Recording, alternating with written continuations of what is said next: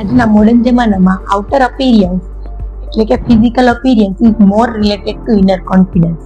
આજે આપણે breast reduction surgery વિશે થોડું સમજીએ. બ્રેસ્ટ રિડક્શન સર્જરીમાં આપણે બ્રેસ્ટને આપણી ઈચ્છા અનુસાર આપણી પોતાની ચોઇસની સાઇઝ પ્રમાણે શેપિંગ કરી શકીએ છીએ. બ્રેસ્ટની સાઇઝ મોટી હોવાના ઘણા કારણો છે, જેમાં જીનેટિકલી નેચરલી બી ઘણી બધી મહિલાઓને જન્મથી જ બ્રેસ્ટની સાઇઝ મોટી હોય છે અને બીકોઝ ઓફ પ્રેગ્નન્સી, લેક્ટેશન અને વેટ ગેઇનના હિસાબે પણ બ્રેસ્ટની સાઇઝ વધી જતી હોય છે.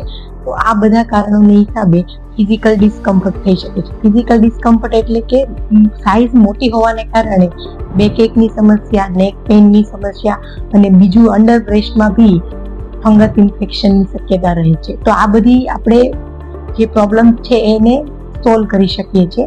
અને બીજું સોશિયલી પણ ઘણી બધી મહિલાઓ સંકોચ અનુભવે છે સાઇઝ મોટી હોવાને કારણે પોતાની મનપસંદ આઉટફિટ પહેરી શકતી નથી. તો બ્રેસ્ટ રિડક્શન સર્જરીની મદદથી આપણે બ્રેસ્ટને આપણી ઈચ્છા અનુસાર સાઇઝમાં શેપિંગ કરી શકીએ છીએ અને આપણા ઇનર કોન્ફિડન્સને પણ વધારી શકીએ છીએ અને આપણી મનપસંદ ચોઇસ મુજબના આઉટફિટ્સ પહેરી શકીએ છીએ.